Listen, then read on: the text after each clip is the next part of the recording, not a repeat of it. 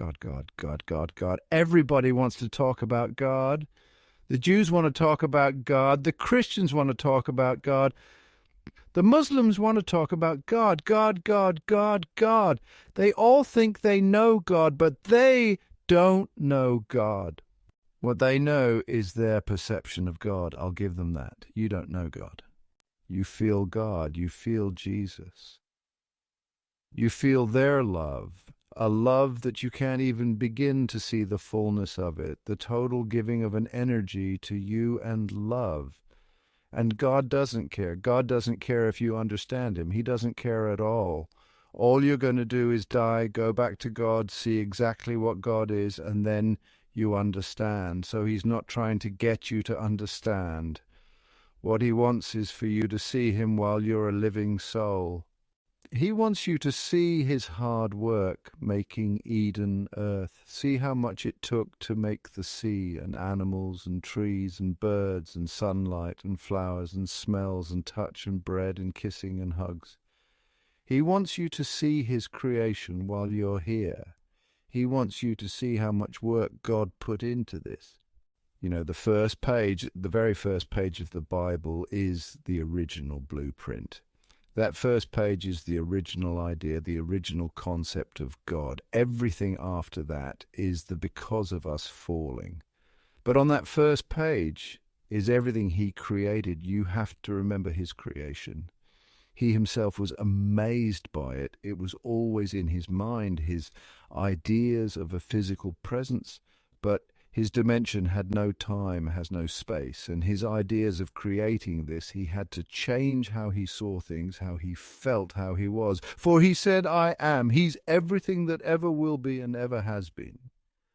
For him to make this, it was like changing from, say, a three-dimensional existence to a two-dimensional existence. It was hard for him. That's why he said after every day that he called, and he said, and it was good. He looked at it saying, this is good, this works, I like that. I like those animals the way they look. Look at all those things in the seas and things that fly. This is good. Look at the air that stays circling around the earth so living things can breathe. Look how it stays there. It doesn't just go off into space, the vacuum of space. Look how I've done that. Look how I've made something grow with enough data in a seed to make a giant redwood. This is good. This will work, he must have said, and he still works at it today. The earth, all of this, doesn't just exist, it's being made, it's being created. Just the maintenance alone God has on this, oh my gosh. And all he wants you to do is see him. He says, see me on this time you're here on earth. Why? Because I want to give you your treasures. I want to guide you through this and speak to you through your thoughts, and you speak to me in prayer. And you have this experience of my hard work. You get to live this experience of being touched and kissed and smell and taste and all these things I made for you, my children, my lovely, lovely children. It was my greatest works to give you a reference of living what it's like. And all he wants is for you to see him. He says, see me. And it's not even something because he's egotistic or it's like being in a crowded airport, people running around busy, bugging, going on different flights, kids, catchings, planes, anything you want to say is going on. And there you are in all that chaos, looking for someone, and they're looking for you. But the minute you see them across the big, crowded auditorium of noise and people, luggage, the second you see them, all those people are gone, they disappear, they're gone. And when they see you, all of those people, all the noise, all the chaos, it's gone too. When you see God, he can see you. He can see you. What a beautiful math that is. The math of God is so far beyond our understanding. Picking up 1 trillion tons of seawater, turns it into fresh water as clouds, moves it over your head that it doesn't drown you, flood you out, water jillions of tons, floats it 300 miles inland, and waters his valley of flowers and grass and life, and gives us fresh water from that salty sea water. He evaporates it up, creates fresh water, weighing trillions of tons, moves it around like it's a marshmallow, puts it on the land, watering his trees and his plants and his fruit and his animals and his children, then returns it to the sea to be cleansed again in salt. You know, it doesn't take a lot of smarts to understand what God really does. It would take a trillion Elon Musk brains to do anything the way God does it. I mean, you take a bubble of air and you take it out in the middle of space and have it just stay around you, not just suck into the vacuum of space. You take air that just sits with no boundary from air to space, and yet that air stays right there, doesn't get sucked into space, infinite of space, and that air stays around our planet, so we can breathe, we can play, we can run, we can be out of breath, he say. You don't know what out of breath is, God's thinking.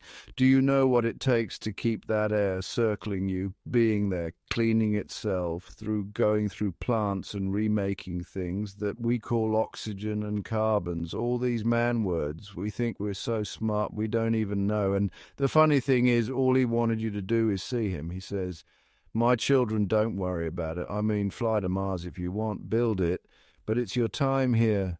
Just see me and then have fun. This is why I made you. This is your time.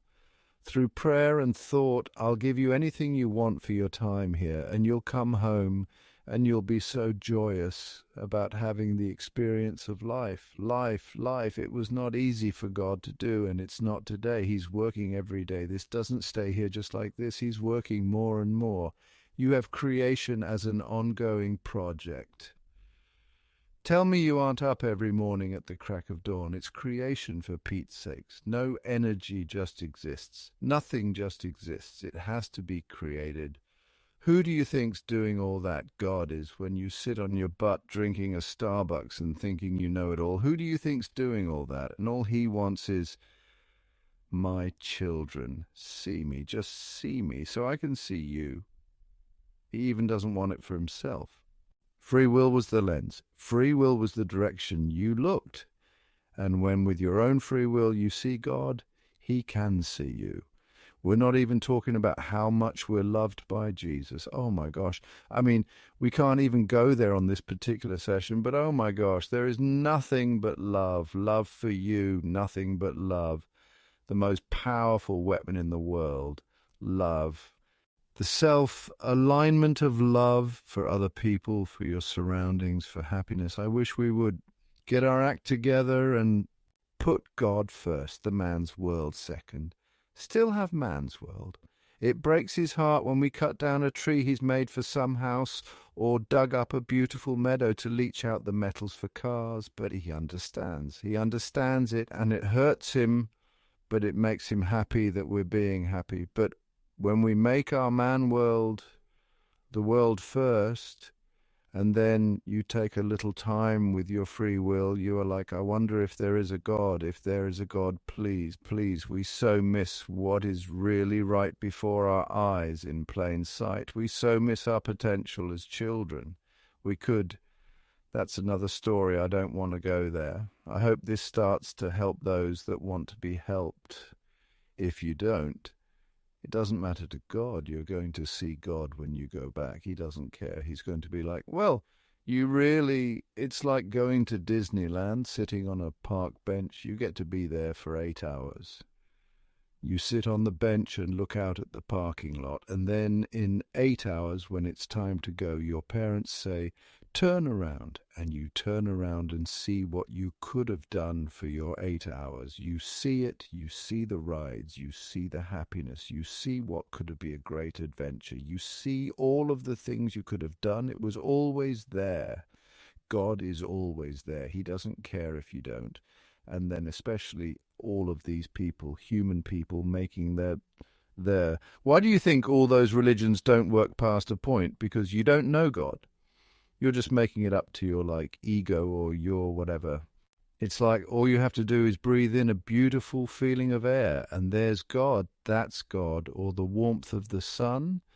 The end of a beautiful day walking and watching the sun go down, that's God. Or drink of water that you're thirsty and it quenches your thirst and it feels so good. The smell of the flowers as you sit on your porch and look out at the sunset. There's God. You think he's going to get hung up on the fact you don't see that? He's like, well, they will be here in a while. Well, I don't have to prove myself to anybody, but I'm there for everybody. You're all my children. You're my children. I've made only one of each one of you. Only one. Then I start over. I want you to be you. And guess what? Inside of each of us is our own unique potential. We can feel it in our inside. We can feel what we want to be. And guess what? You could be it. You could be it. Just we don't get it. I don't blame people for not seeing it. You know, an ant doesn't see Trump Tower, but it nonetheless doesn't mean that Trump Tower isn't sitting there when he does, when the ant does see it, when the ant meets Trump in a park and they become friends, and Trump takes him through a tour and he goes back and tells his other ant friends, nobody believes him, they're like, there can't be a Trump Tower. What are you talking about? And he just has to know in his heart, it's there, I've seen it. So, my brothers and my sisters, take a minute to close your eyes and say, Jesus, hold me, because I'm scared tonight, hold me.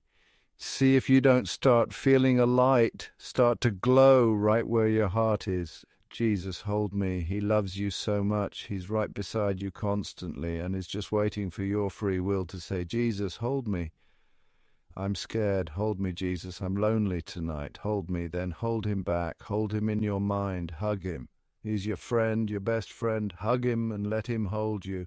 Rest your head against his chest and feel the love that ignites inside of you. The lightness of happiness. Just say that.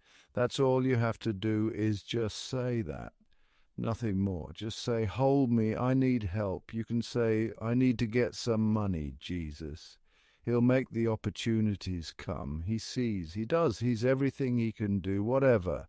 You think God has a problem making money come when he made all of this? You think that's a problem? It's like Tinker Toys to him. When you see him, he sees you.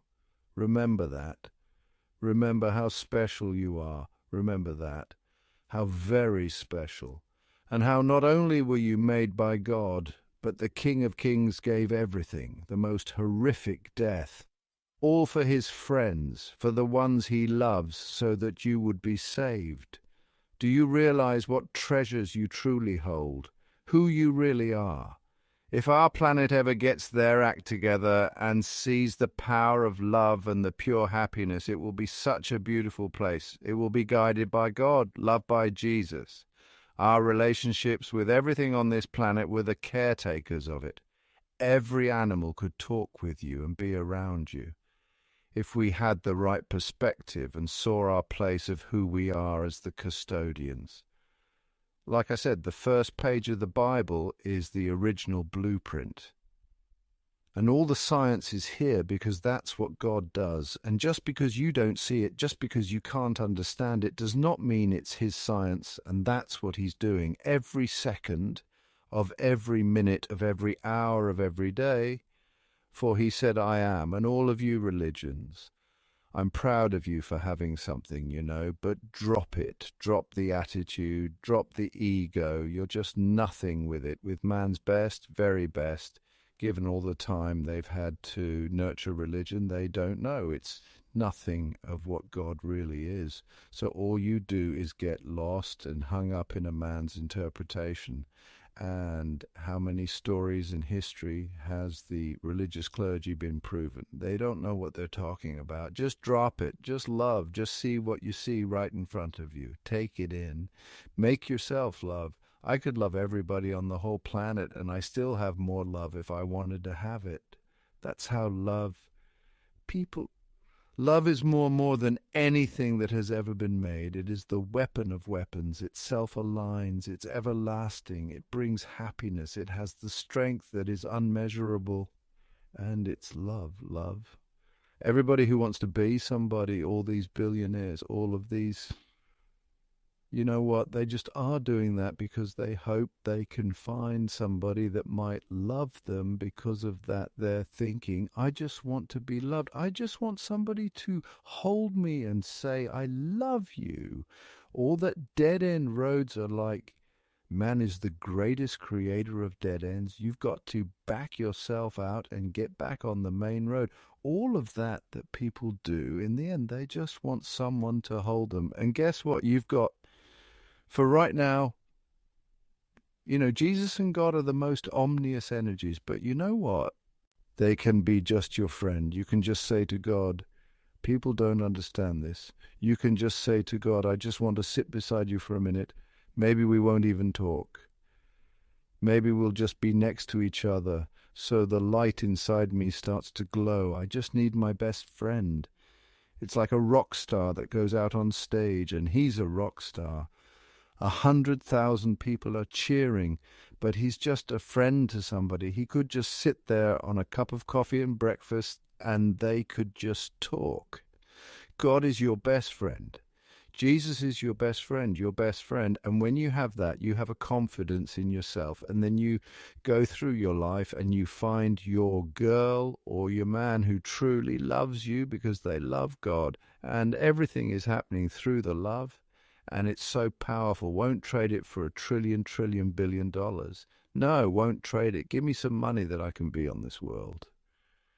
Do the things that I want to do on this world and be with God and Jesus, and I'm complete.